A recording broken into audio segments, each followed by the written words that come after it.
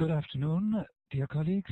My name is Michael Kreze. I'm head of unit DEFCO 04, which is responsible for the development of OPSYS. This is quite an exciting time for us. We have been working on OPSYS for quite a while, but finally now we are reaching the stage where parts of the system are becoming operational. In July this year, the first release of OPSYS went live. However, we didn't make much fuss about it because it went live only with a selected group of 12 pilot delegations. These tests have gone quite well, and now meanwhile we are ready to roll out this first release of OPSYS to many more users. In that context, we had a very large webinar last week with the colleagues from DG NEAR, and now this is the second such webinar focusing on FPI. I would like to underline that this webinar is not only an information event, but it's also an event with a direct operational purpose. As from tomorrow, colleagues who are participating in this webinar can start using OPSYS in the sense that permissions will be granted to the users after the webinar has taken place. The main target group of this webinar are colleagues in FPI, both here in headquarters, but also in a number of delegations.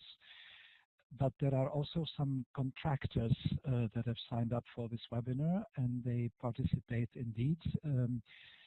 One of the innovations of the OPSYS program is that it provides direct access to contractors, to beneficiaries, and therefore we involve them also from an early stage in our work.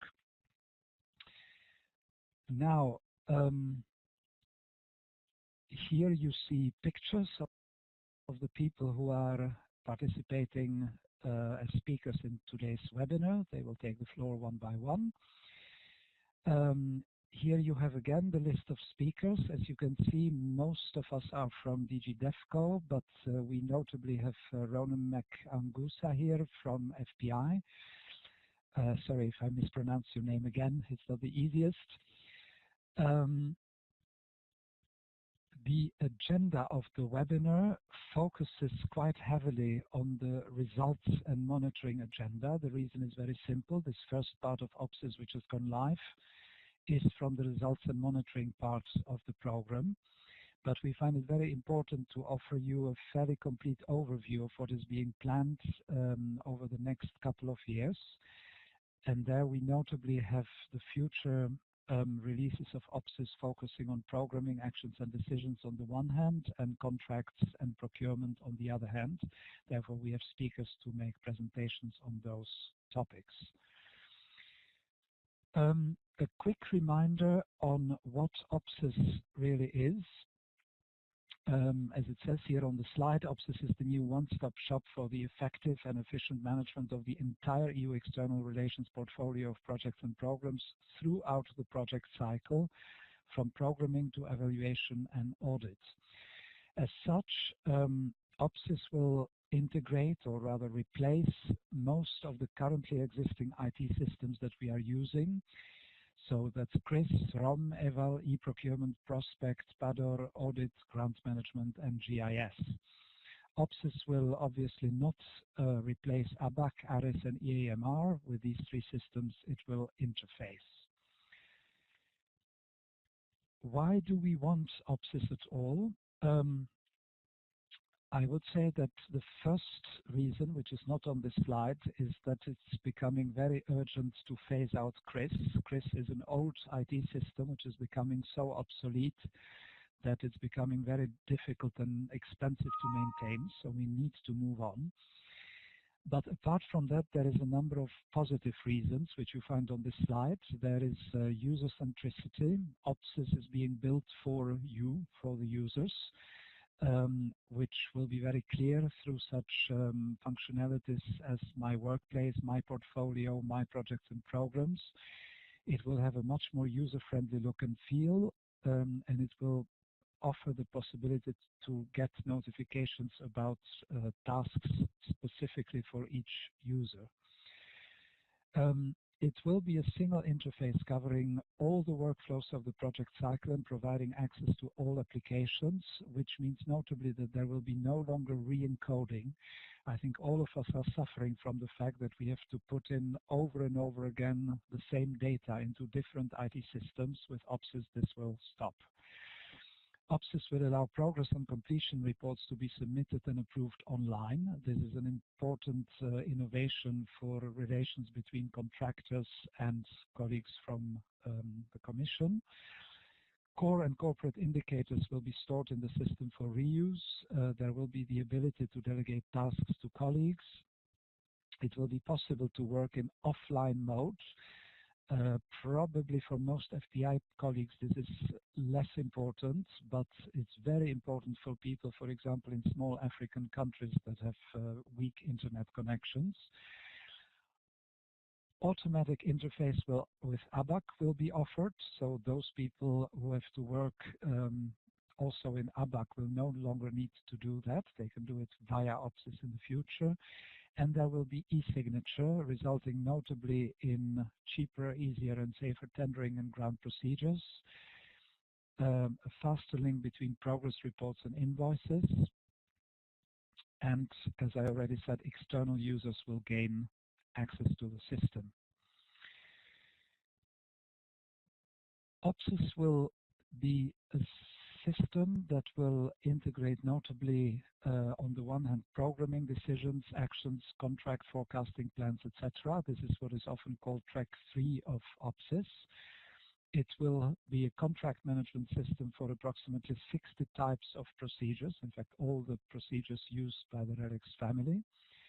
And it will be a system for results management, logical framework, and so on. That last point we often call track 1 of OPSYS, and it will be the main topic of today's webinar.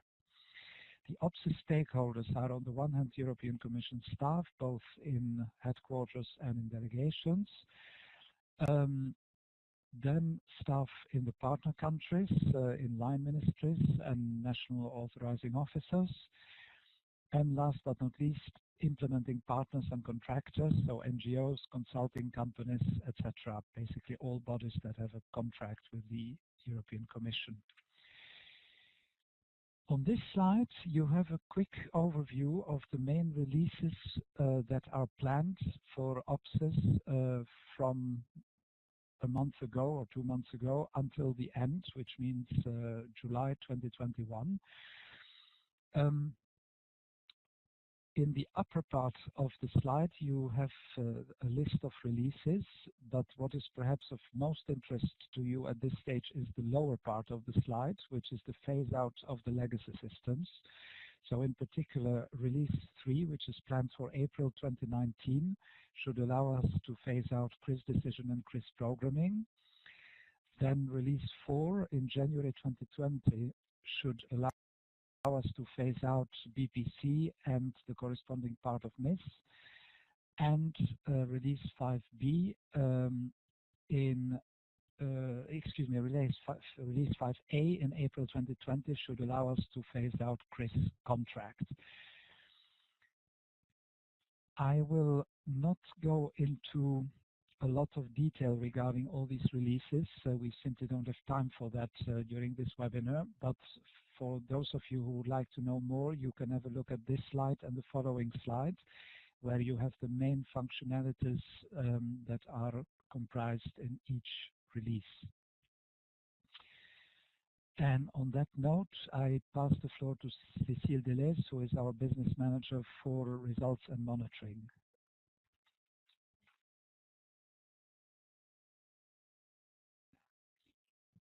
Thank you. Good afternoon, everyone. I will present to you the part of OPSYS that will serve the purpose of the monitoring and results follow-up. It is a true innovation as it did not exist in CRIS, and it excuse me. So we are going to have a look at that and see what we can go and show you the key functionalities.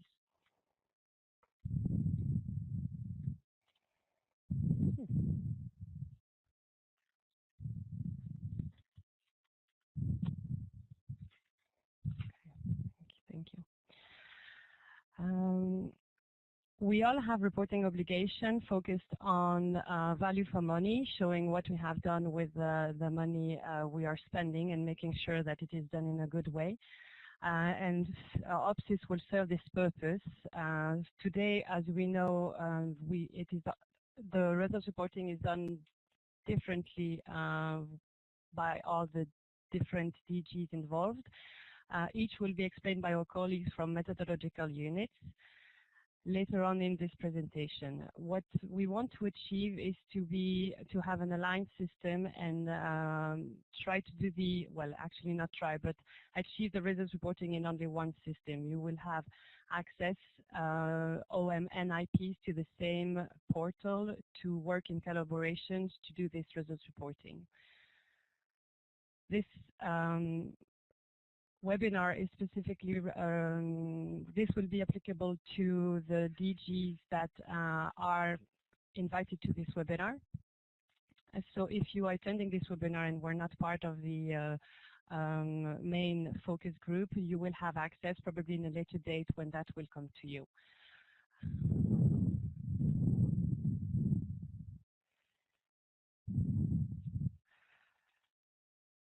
This slide illustrates the workflow that will take place between operational manager and implementing partners for encoding log frames and values in the system. Once you enter the system, you will find a number of intervention. Our colleague René-Paul Pasquier will explain this concept just after a little later in the presentation. But for now, we will present you the workflow. Once the operational manager accesses the system, he will see his portfolio and be able to access specific intervention. In his intervention, he will be also able to provide access to the contractor and which is the person who signs the contract with him directly. We will also mention implementing partners. They encompass both contractor and experts or partners. This will be done using their email addresses. And so once the contractor is granted access, he will receive a notification in his mailbox with the link to access OPSYS. Once in OPSYS, the contractor can provide access to other partners or experts, but he will always be responsible for submitting the values in the log frame himself. That has to be done by the contractor. So once he's in the system, he's able to encode, update, submit log frame for approval. For approval, it means that the operational manager is actually in charge of reviewing the data and the information that he encoded, and has the ultimate responsibility of approving everything that has been encoded. On top of approving, he can also ask for a revision, make comments, and encode data himself. Once the whole process of log frame is done and the value encoded, payment can be done, and the operational manager can revoke access to his implementing partner and contractors. They will then receive a notification that they have been removed from the system.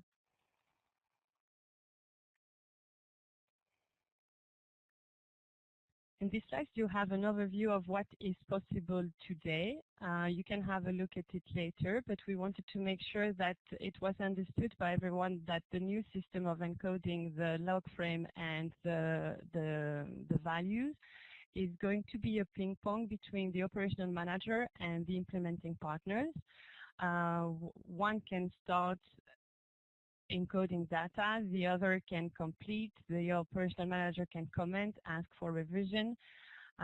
You can both see your portfolio, so it will really be a shared responsibility. And throughout the whole reviewing process of the project.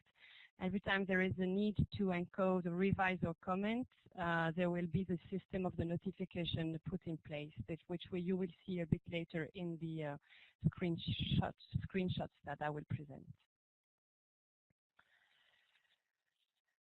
When the operational manager, in the top right corner, you see a little tag to who applies the screenshot. So OM is operational manager, IP. Some of them are common, you will see, but we will start with the access of the operational manager. When the operational manager enters his workplace, which will be the home page of OPSYS, he's able to see the portfolio. So the portfolio of all the intervention that he is following. You also have the display of the status of the portfolio with the pie chart in color. Blue is when there is no data, green when everything is on track, orange when there are issues, and red when there are serious issues. You also have an overview of the EU contribution and the budget consumption. In the task tab on the top right, you have your own task, but you also have the task of your delegation in case at some point you need to step in to take some of the task on your account. There's also the notification on the at the bell will let you know that you have a notification, which you can also access on the left-hand menu. So we propose to you to choose an intervention and see what it looks like. This is what an intervention looks like. So you have, so this is again for the operational manager view. You have the general information of your intervention. So you can see your name, the European delegation in charge, the entity, the DAC code. You have the opportunity to flag whether it's eligible for EMR reporting, if it's a budget support. There is a tab which is linked to your tasks directly generated by the system. It can be visas or obligations that you have to fulfill in the short term. The description of the project is also, you can see on the bottom left corner. You also have the intervention status in terms of progress, so you can have a very quick look at the performance of your project and the EU contribution consumption. The related in entities as well is if you decide, well, I will let René Paul explain this later in his intervention. If you scroll down, which I have not done here, you can see a timeline of your project with the major milestones and a list of contractors, contracts and calls related to this intervention. The view for the contractor and IP when he enters the system is done via another portal, but this is the home page of the portal, which is similar to the OM. You also have your portfolio, which will be sorted by the various projects that you have ongoing. You see on the top right corner the notifications and your inbox. So that is your home page. The next page I will show you is common to both operational manager and IPs, and this is going to further to the log frame. You can create a log frame from this page, which is you add an indicator, you choose your results level. You also good to know that the benefiting zone, and also good to know is if you choose a tax sector, a list of pre-selected indicator will drop down, and you can will make your search much easier. Once your log frame is created, this is what you can see. It's an overview of the current status, the frequency of the reporting that the operational manager is asking from the implementing partner. You can also see who last updated the values. You can see the health status of your project. So again, is it on track? Is it off track? Are there some issues? At the bottom, you have a timeline with the major milestone and progress that you can follow up. At this point, you must all be wondering, how do I get into this OPSYS system? For the OMs, it's you go to your DG and drop down the list of the tools, and you log in with your EU login. It will then bring you to your workplace. Once you go to your portfolio, you can use the interventions that are already created. So to help you and facilitate your work at the beginning, they were all in the system. So we suggest that you start with those that are already in the system. Be aware that your portfolio is not yet complete. The focus was put at the beginning on grants in direct management and technical assistance contracts. The other intervention will be gradually put in the system. So it is good for you and your implementing partners to start feeling the logic of the system with these. For those for which we have found a log frame in CRIS, they will also be put in the system, but a little later. If you have an intervention, and you can go ahead and encode the log frame with your implementing partner.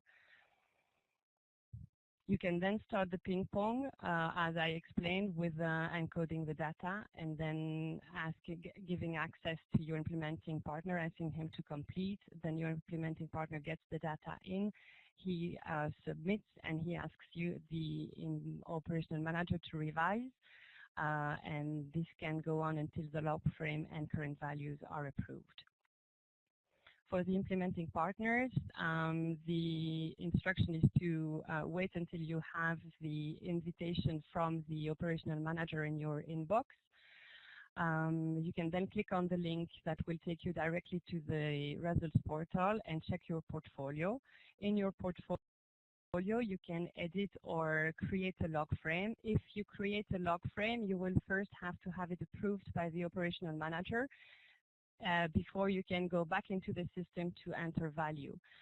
If the log frame has already been created and approved, then you can directly update your values directly in the system and ask for approval from the operational manager. This is it for me. I'm giving the floor to Andrea Alfieri, my colleague from Results and Monitoring Unit, who will give you the state of play of what is going on right now with the results reporting and what to expect in the near future. Thank you.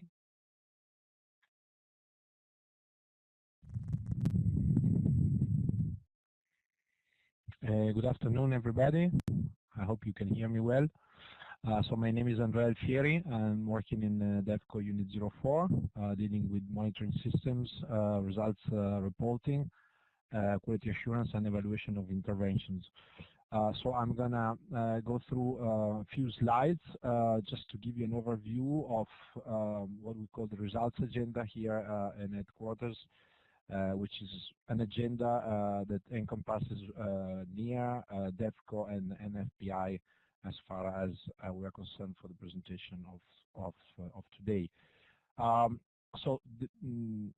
It's been already a few years that we've been implementing a few tasks, I think, in our respective DGs and in the NFPI as well, trying to improve the way we collect and we report on results, because we have received several requests from our constituencies, including the Court of Auditors, the Parliament, the Council, on the need to improve the focus that we have on results. So what we call results agenda, what we would like to achieve with all these tasks that we've been putting in place in the recent past.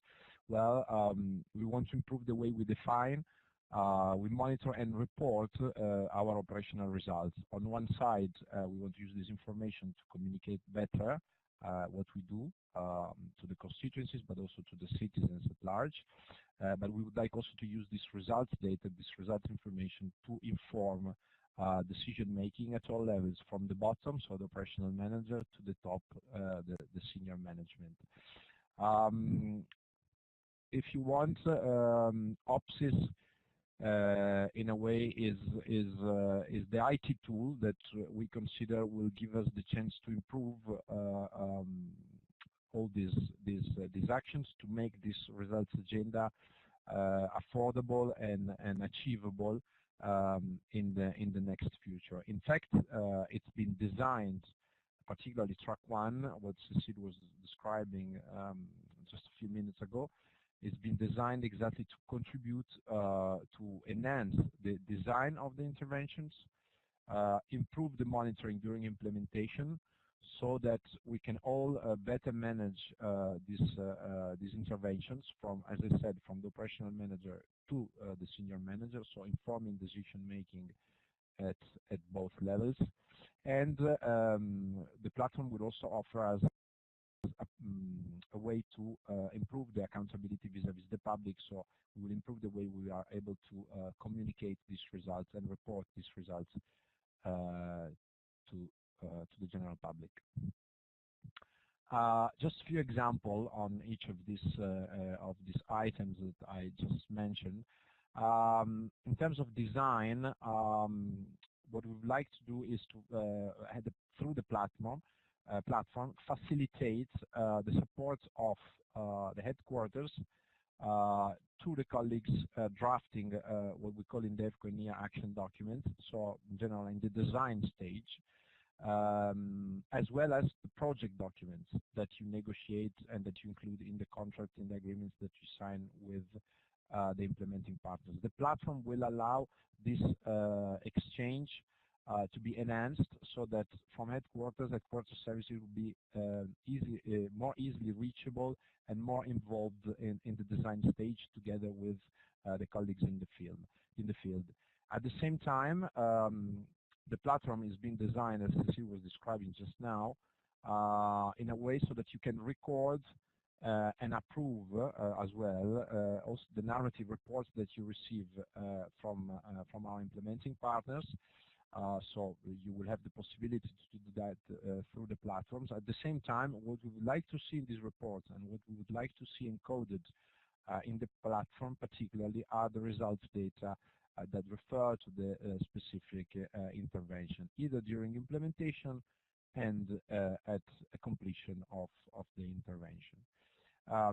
In terms of management, through some dedicated dashboards, as Cecile was saying, we will be able to improve the way we measure the performance of our ongoing interventions, so that we can offer, let's say, a live view of our portfolio in terms of performance, in terms of advancement of activities, in terms of achievement of results that can be used by the operational manager, by the head of cooperation or the FPI regional team, so at country level, and at corporate level from senior management to take informed decision. And that's something that we don't have at the moment, this live view of our portfolio of interventions, particularly on the issue of operational results. At the same time, you may know that in recent years we've been conducting some yearly results reporting exercise, particularly in DEFCO and NIA with one methodology, but I think also FPI has been doing the same in the recent past. So the intention is to group these 3 exercises of results reporting that are done on a yearly basis and conduct them via OPSYS. Then we will be able, through the platform, to do selected aggregation of certain type of results to feed results frameworks, either the EU results framework or the FPI results framework. Through the platform, we will be also able to make this data available to, for instance, evaluation, but also to communicate them to the general public, either via dedicated websites and particularly through the YAT initiative, to which we already contribute on a yearly basis with the results that we collect already, let's say, outside the platform for the moment. This is something that I may maybe leave aside because it refers to DEFCO and ENI delegations. It's the features of the results reporting exercise that we conduct on a yearly basis already since 2015. I think I can skip this for this particular webinar because it's more focused on FPI. So may I leave more time to Ronan to go through specific issues that concern you most. Very good morning to everyone on the other side of the Atlantic. Thank you for joining us, and hello again to all my colleagues here in headquarters who have joined us, and anyone else across the world, and those who will be seeing this not live but at a later date. So first of all, to complement and to work or to elaborate more on what Andreas said, OPSYS is all about capturing results and better reporting and better narration of what we are doing. So for FPI, the question you really have to ask yourself is what do we want to achieve? Principally, it's all about, as I said before, telling the story of a performance and providing accountability to our different political constituencies, whether they are the European Parliament, the Court of Auditors or the Council, in terms of being able to say what we do and why we do it. This is all linked to two initiatives, one of which is the budget focused on results, which is a commission-wide initiative looking on results capture and assessment. Second idea behind the results agenda is the Juncker Priority 9, particularly for FPI, which looks at the EU as a global actor, which is the overall priority under heading 4, which is the external action instruments under the EU budget. A second reason why we are doing what we are doing is to improve the quality of the reporting, principally, as was said before, through the supply of data for the results framework and supply of information through our annual activity report. Much of our reporting will need to be is going to be aligned with the Sustainable Development Goals, notably Goal 16, which has got to do with peace and security, 5 to do with gender equality, and 7 and 13 covering the environment, climate change and energy. Another focus for us is the EU Global Strategy, which is the overall policy or political framework under which everything in external action between now and possibly the next 6 to 7 years will fall under. Another reason of what we want to, another pillar of what we want to achieve is to improve the design of all our interventions with clear indicators. And finally, it's all about, as I said before, communicating effectively on results for the wider EU public and for benefit of stakeholder dialogue, including our stakeholder dialogue with industry, principally through the partnership instrument, and with civil society through ICSP and through electoral observation missions. Once again, it's about telling the story of why we are doing what we do and why we're spending the money that we spend. So, what we have done so far in FPI. Well, as many of you know, we have revised the FPI manual as of 1st of August, and it's available on the FPI intranet. It will also soon be available on the FPI internet. So any of our implementing partners wishing to understand the way FPI is beginning to think and beginning to re-engineer or rejig its working methods, this is one of your primary source material. Within the FPI manual, we have defined corporate indicators at FPI level. We have also defined a set of core indicators for each instrument separately, ICSP, PI, and EOM. All of our indicators meet GAP2 obligations, which is the Gender Action Plan of the EU for the period 2016 to 2020, particularly on sex disaggregation of data and on the issue of women's empowerment. All our indicators are aligned with SDG goals, as I mentioned before, and they're also WPS compliant. And for those who don't know, Women, Peace and Security, the UN Security Council Resolution 1325 agenda, which is linked to the SDG on gender equality, and it is a political commitment that the European Union entered into at the same time as it's subscribing to the Sustainable Development Goals. So all of these things find themselves within the scope of the revised FPI manual. All our indicators at corporate and core level have been uploaded already in OPSYS and they're ready for use. A second thing we have done is that we've collected together all the evaluations under the current multi-annual financial framework, and we have uploaded them in the eval module. Evaluations that have been completed, whether for ICSP, the earlier instrument for stability, for PI, or for the electoral observation missions, have all been gathered here. They are a repository of past knowledge and of lessons learned. They're ready for consultation and for use by operational managers, and operational managers are encouraged also to share any relevant information from completed evaluations with their implementing partner, which will help in the process of identifying, enriching and discussing indicators and how best and better to capture results. So what remains to be done then for SPI in the context of the calendar that was explained earlier on at the beginning of the presentations? All of our log frames for current actions need to be completed, quality reviewed and ready for uploading into OPSYS by 1st of April 2019.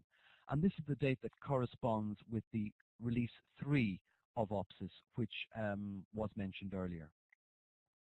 So one thing that is not going to appear in OPSYS are all of the actions under our support expenditure, known as the BI lines, and audits. They will be excluded from the capture within OPSYS. For every other action, every other operation, we'll proceed as follows. So for ICSP, all actions from the 1st of July 2016 will be covered within the scope of OPSYS, and log frames will need to be developed for them. This is the period from the end of the midterm review of the ICSP. Support will be provided by an external consultant, KMQ, and we will proceed by operational managers doing a first quality review, and then a final quality review will be done by FPI1 prior to uploading of the relevant log frame into OPSYS. For the partnership instrument, all actions since 2014 will be captured following the existing PIMS methodology, which operational managers are familiar with. Quality review will be done again by the FPI4 regional team operational managers, and a final quality review will be also undertaken by FPI1 in consultation with the operational managers prior to OPSYS upload. For colleagues working on electoral observation missions, all of the actions since 2014 will be captured within the scope of OPSYS. FPI1 will be providing support for the completions of actions between 2014 and 17. Quality review again will be done by operational managers, and then the operational managers in FPI5 will have to complete log frames for all actions launched in 2018 this year. FPI1 will also do a final quality review of all log frames prior to their uploading in OPSYS. All of this should happen by the 1st of April of next year.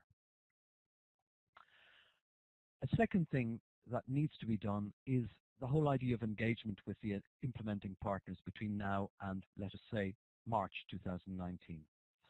All operational managers should invite their implementing partners to access OPSYS for purposes of review and completion of log frames. You need to refer to corporate and core indicators when you're doing the exercise of completion, review, or construction of log frames. One thing you have to keep in mind is this exercise can't be completed without your implementing partners. So it's all about talking with them, going through the thinking process with them. It's a mutual learning exercise in initial stages. Yes, there will be mistakes. Yes, there will be trial and error, but you can only succeed in getting somewhere if you actually talk about it with your implementing partners, referring to your corporate and core indicators as the framework within which this discussion can happen. So our implementing partners are essentially civil society organizations, private sector bodies, international and regional organizations using both direct and indirect management. FPI1 and the OPSYS change management team will be there to monitor the situation on a monthly basis, and we're also here to support the exercise. but I encourage you all to begin working on this so that we will advance on the results agenda and make full use of the OPSYS tool. So I'll leave it there. Thanks very much. Yes, okay. Good morning, good afternoon, depending where you are. I'm Laurent Diot, business manager of OPSYS Track 3, and I replace today Joël Number, head of sections. I'm really happy to present to you today two topics, the key functionality and the user impact plan for the next release in April 2019. So let's go. So the Track 3 cover programming, identification, formulations, and decision-making phase. This means from the basic act, the instrument, to the commitment level 1. So the key functionality are, first of all, capture and display all essential elements for the basic act on the IPD. Then cover the generations of the actions. This means create the actions document, including the DAC form and the capacity to create a rider, and then attach the actions to the commission financing decisions for go to the CL1 commitment.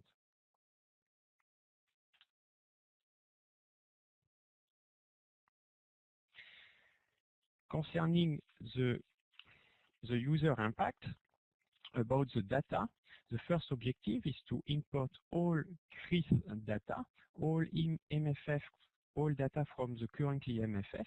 This means 3,200 actions on around 160 programming document, IPD. The impact to operational agents, first of all, is to offer the possibility to see all information, all legal information about the basic act on the indicative programming document. Offers the possibility to create and manage all steps of the creation of an actions, identifications, formulations, and then generate the action document with the relevant template. And prepare the commission financing decision for the decisions. For the financial part, first of all, is to give a quick view of aggregate financial amounts from the action component to the basic act, the budget consumptions, and then manage the DAC form. So the DAC form is also operation farm, in that case, the amount per DAC sector, and create the global commitment CL1.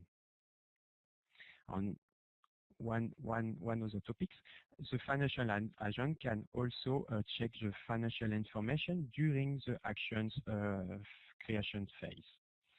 So I will give now the floor to my colleagues, René Paul, for the interventions. I'm going to say a few words about interventions. So basically, I will provide, try to provide a definition to summarize what all my colleagues have said before, and also to provide a few examples to illustrate this. So intervention per se is not a new concept, of course.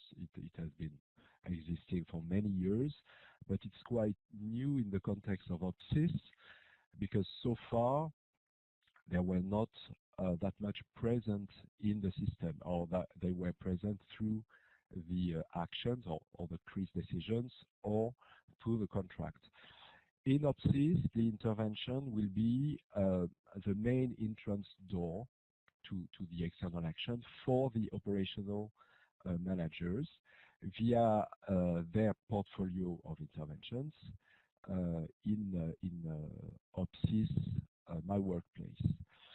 So when we talk about intervention, what are we talking about? So interventions are usually referred to as programs or projects. So why having a new words? Because we found a single word that covers programs or projects, and there will be no misunderstanding about that.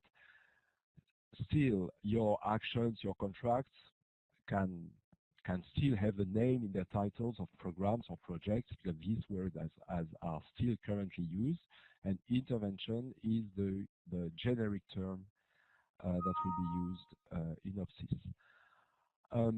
What I can say also is that in the EAMR, I don't know if everybody is familiar with EAMR, so the External Action Management Reporting, interventions correspond to what is currently called project, which can be either a contract or an action. That's where things becomes interesting. So that means that you will define interventions in relation to actions and or contracts. I will come back later on this. So the intervention, to give a definition, that time is a coherent set of activities and results which constitutes an effective level for the operational follow-up by the European Commission of its operations on the ground. So, and this consistency is done through the monitoring of results, the annual reporting on KPIs to headquarters, notably through the EAMR report, and through the monitoring of missions and site visits, as well as evaluation.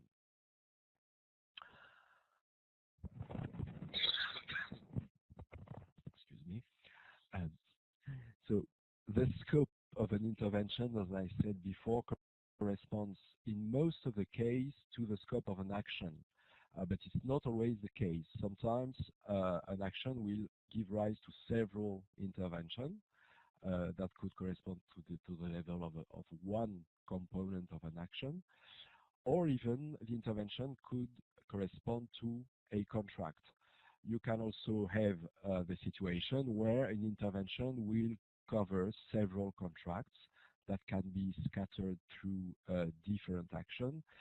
And in the current system, in CRIS, for instance, you know how it is difficult to chase for the different contracts that makes your project or your program. The scale of the intervention then, if it's action component or contract, will be determined in function of the coherence of the plan activities and results and the responsible entity. So the operational managers will be responsible for defining the interventions at the appropriate level according to the elements I just mentioned. Yes. So it sounds a little bit complicated. It sounds like an additional layer of work to be done, but in most of the case, in fact, the intervention will correspond to an action or to a contract, so it will be very easy. And in addition to this, intervention will help you in the complicated case where you have to put together in the same scope several contracts from different actions or several actions. Here I have a few examples to illustrate. So first, to give you the context in OPSYS, all the actions sorry, we will start from the other side, from the Basic Act. So here I took the example of the partnership instrument, under which we have an indicative programming document, which is in that case the MIP 2014-17. There is a little mistake. And under this programming document, you will find actions that are grouped into annual action programs. In the same way, you will also have actions that are not programmable, that are not defined under an indicative programming document, but that are directly attached to a Basic Act. Then this annual action program at some point is validated through a Commission financing decision. So that was for the context. If I take my example here of the black carbon in the Arctic action under the annual action program 2016 first phase, I have in this example a grant component in direct award in this action. It is under the partnership instruments. This action has a log frame, which is fixed once the action is validated by the Commission decision. And in this case, it is quite simple. The definition, the scope of the intervention will correspond to the scope of the action. It will be reported as such through EAMR, and the contracts, the contract that is granted to AMAP is included in this intervention. The contract AMAP in itself can contain the log frame or elements of log frame or indicators at least. Through the intervention, then you will be able to manage all the results coming from either the contract or the action and make it evolve as my colleagues have explained before.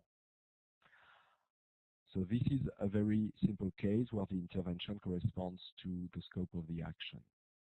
Now you could have, here it's more science fiction, you could have a second action defined years later or just after the end or even during the lifetime of the intervention, a second action that will come to continue the first action. So in this case, you will not create a new intervention, but you will include this new action in the existing intervention, so that you are able to have an overview on the whole of the intervention through one axis only, through the intervention.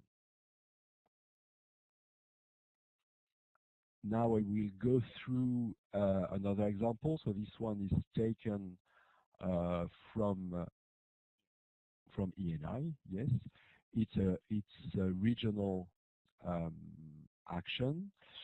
So it's Special Measure Neighborhood South Civil Society Facility. It depends on the ENI Basic Act. This action is made of one component, which is a regional call allocation, and several local call allocation per country. This action has a log frame, and then under each component, different grant contracts will be signed with different organizations, and each of these grants will be managed locally or in the headquarter units, in the case of a regional call, will be managed by one operational manager and will be reported as such in the EAMR. And each of these grant contracts will have a log frame that will be managed through the intervention, and it's also through this intervention that your implementing partner will be able to enter the results. So, and for each of the grant signs under this action, you will have one intervention with its own log frame and which is reported to EAMR. So maybe at the level of the headquarters unit that has defined this action, you will need a place to make the analysis of all the results for all the log frames for each grant under this action. And in that case also, we will be able to create one intervention that encompasses all smaller interventions to be able to have an overview of all the grants under this action. So this is, and we can call it a macro intervention or whatever, but it is still an intervention. Then I will go through a last example. Here I have Redressement économique et social inclusif du lac Tchad. So here it's a big contribution agreement which is concluded with the AFD. So the action In that case, the intervention, will correspond to the scope of the action. But we know that in that case, there will be regional activities, so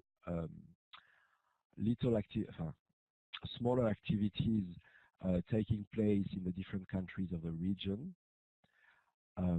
and we would like to give the possibility to segregate the results per country. That's why we could create interventions under the contract at the level, under the contract.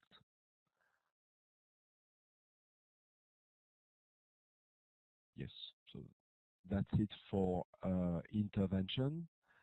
And now we will give the floor to Michel Beaujean for contract and procurement. Thank you.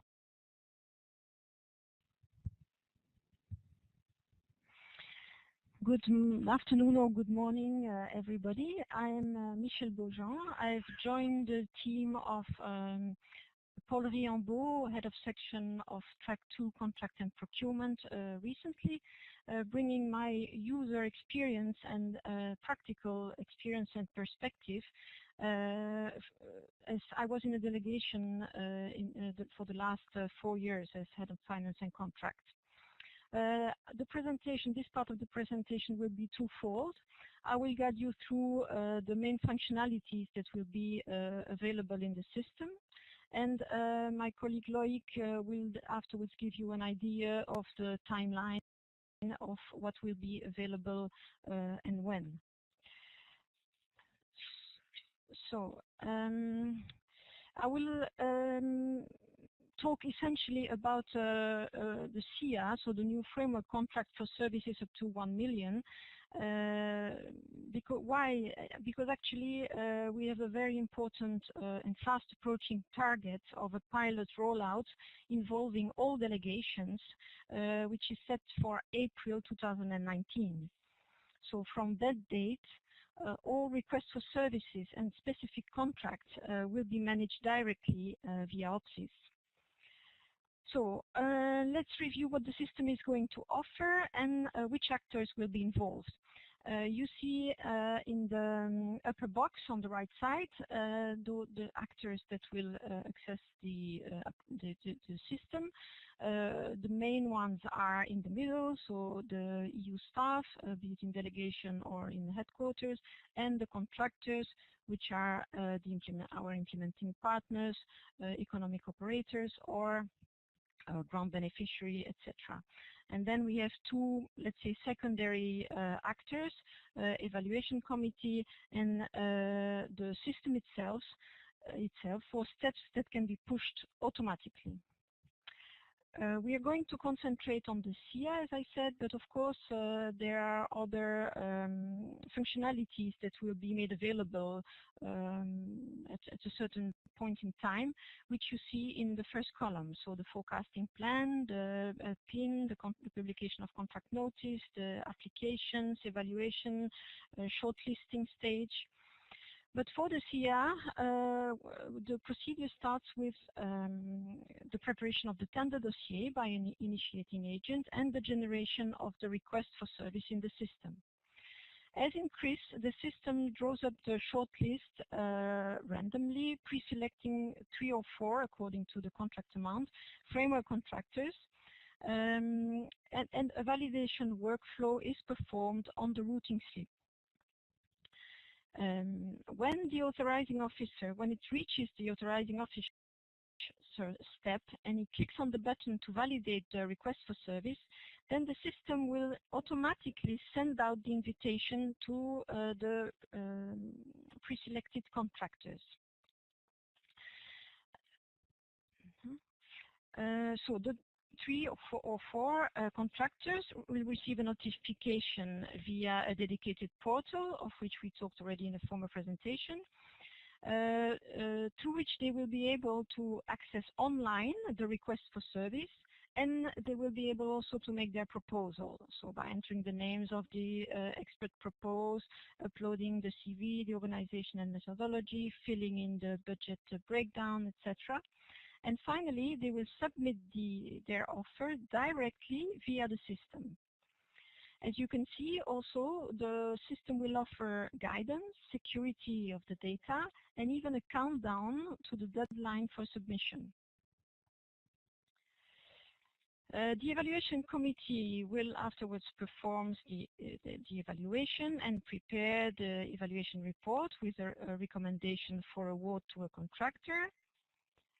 The system will then prepare automatically the awarding letter, so no need to edit it or print it. The contract is also automatically generated with the structured data and the documents coming from the request for service and the winning offer submitted. The initiating agent will, of course, verify all the data of the contract, and the registration of this contract will be done automatically by the system in ARES.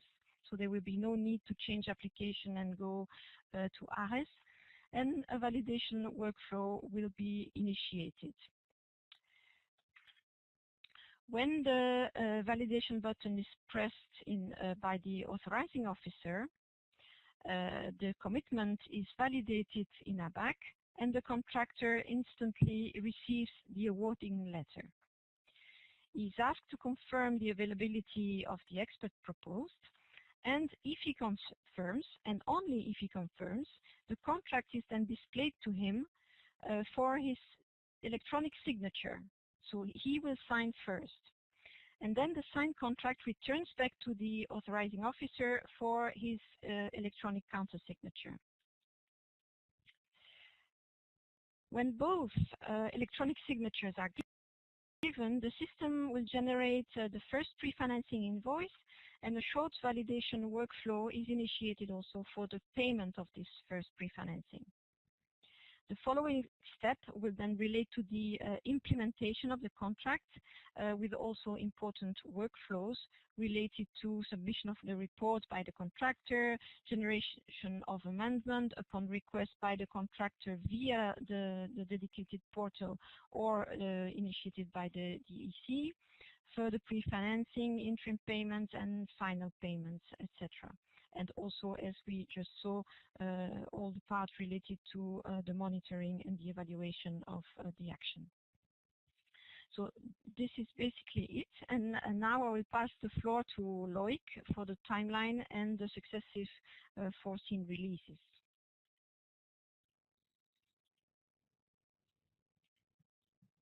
Yeah, hello everybody. I'm Loïc, Elias, business manager for this contract module of OPSYS. Okay, let's have a quick overview of the rollout of this contract modules of OPSYS. You know the current picture. You have different modules supported by different IT solutions, different software. In red, we have CRIS software, and CRIS supports the decision modules. This is why we call it CRIS decision. But also DAC form or CRIS also supports all the contract management. We manage the forecast contract in BPC or MIS, and for call for proposal, as you know, we manage them in prospect. Preparation of the call for proposal, submission, and evaluation. Invoice and payment are made directly in ABAC, not anymore in OPSYS, in CRIS, sorry. This is why it is gray color. So this is the current picture. You already use different system integrated. And let's see what will happen in April next year when release 3 will go live. Sorry. So you see some blue modules appear. They are supported by OPSYS. So the decision, CRIS decision, will become an action and an intervention, as my colleague described before. and supported by OPSYS. So CRIS decision will be phased out in April. The forecast will be managed both by BPCMIS and a bit by OPSYS. For the call for proposal, everything will remain the same in prospect. But as you can see, for the preparation, if it's a SIA, so the new framework contract, it will be possible to prepare it in OPSYS. The same for submission, as Michel just said. The contractor will be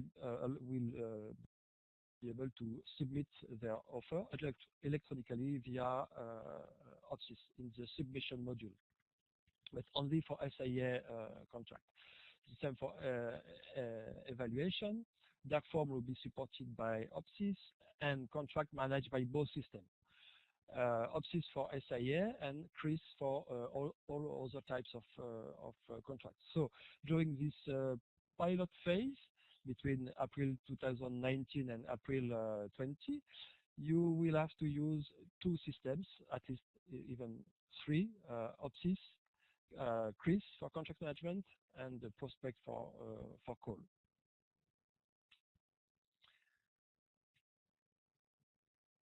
All the SIA specific contract prepared in CRIS until April 2019 will continue in CRIS. We will start in OPSYS only the new framework contract. But in 2020, everything will be migrated in OPSYS. So in 2020, April, as you can see, everything is blue because everything will be managed in OPSYS except invoice and payment, still managed in ABAC. So CRIS will be phased out, prospect will be phased out, BPC and MIS also, and all the type of contracts will be managed in OPSYS, and all the preparation, evaluation of all type of contract will be done in OPSYS. When we say all type of contracts, what is the scope? The scope is all the procurement type of contract, all the grant, and all RELEX specificity, budget support, program estimate, Pagoda, etc.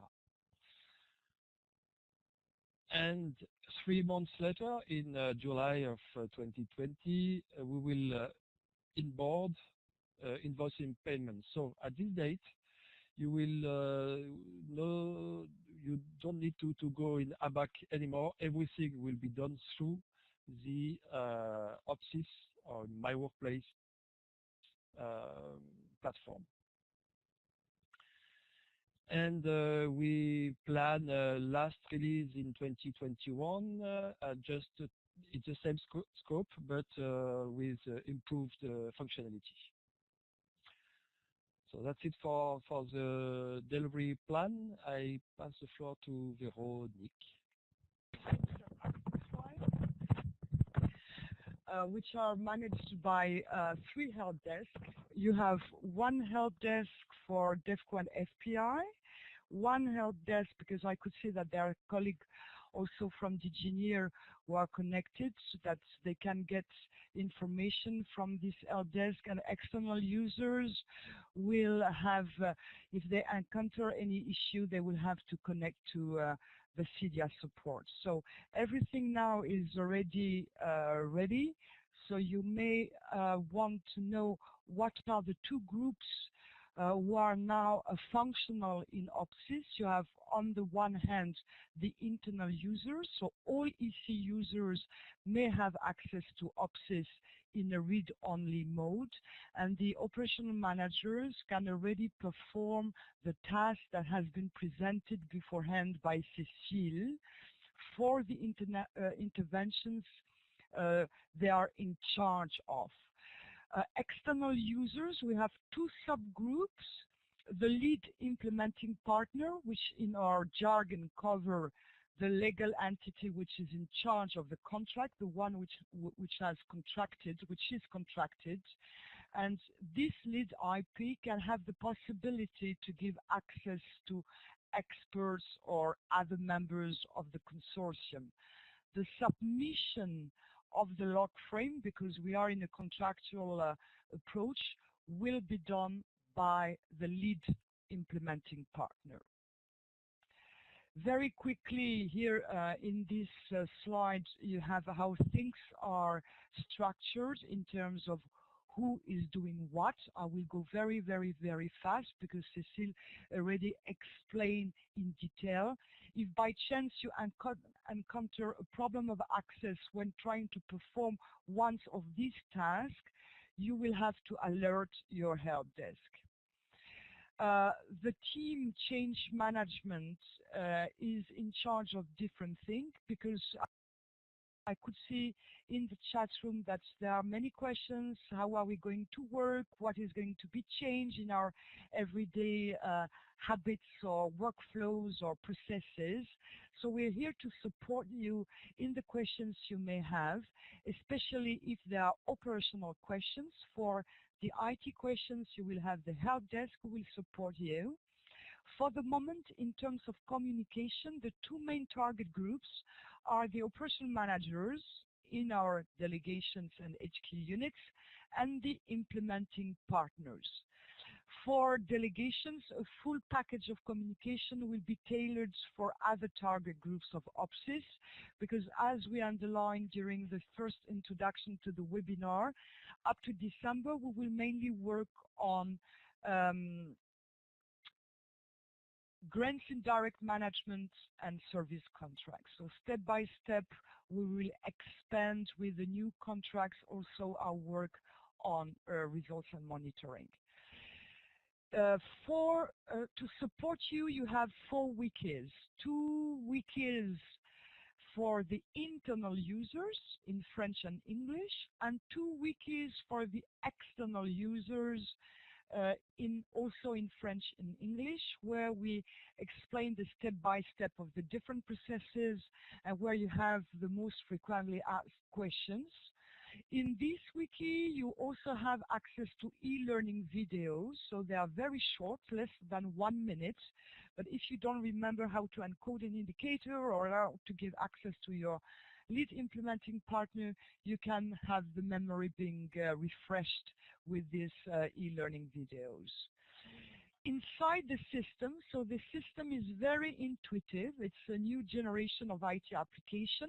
You may want to have access to a few e-helps because you want whether a guidance which is more methodological, what is a corporate indicator, what is a core indicator, or a guidance which is more, let's say, IT, as we said, how do I approve or revise the log frame in OPSYS. So e-learning videos, we have put all of them on YouTube, so wherever you are, you will have easily access to them. And of course, we are here, as I said before, for operational issues. So feel free to ask us, how do I create an intervention? Or why don't I find my intervention in my portfolio? What are the log frame which will be migrated at the end of the year? Because as explained by both Andrea and Ronan, some work is going to be done at the level of HQ. So at the end of the year, you will have some log frames being already quality controlled in the system. On the wiki, you have already access to this information.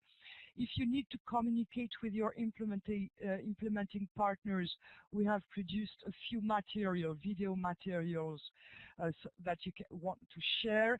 And for colleagues in FPI, you also have your OPSYS focal points. They are not dedicated to FPI, but they belong to the delegations of the main body of the regional team. And Michal, to whom I give the floor, is going to explain in more details how these OPSYS focal points can help you.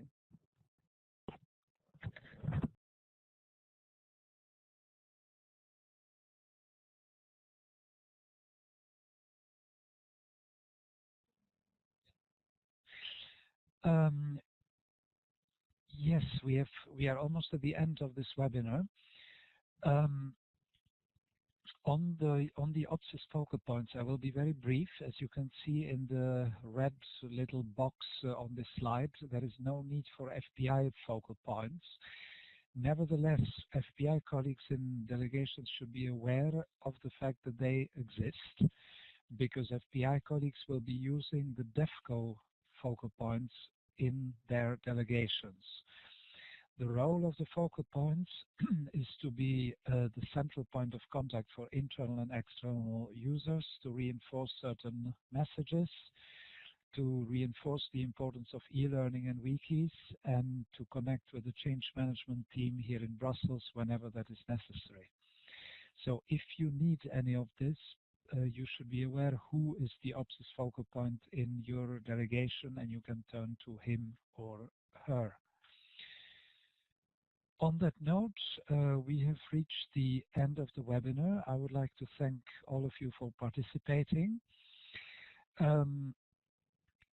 We received quite a few questions, most of which I think we managed to answer in the course of the webinar. The webinar will be also published in the following days. I would like to repeat once more what I said at the beginning of the webinar, namely that as from tomorrow you will have access to OPSYS based on your participation.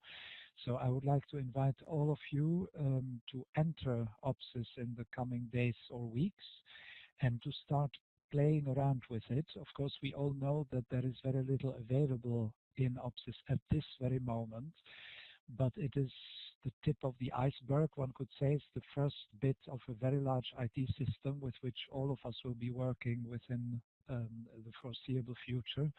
So the earlier you get familiar with it, the better it is for everybody. Thank you very much, and the webinar is closed.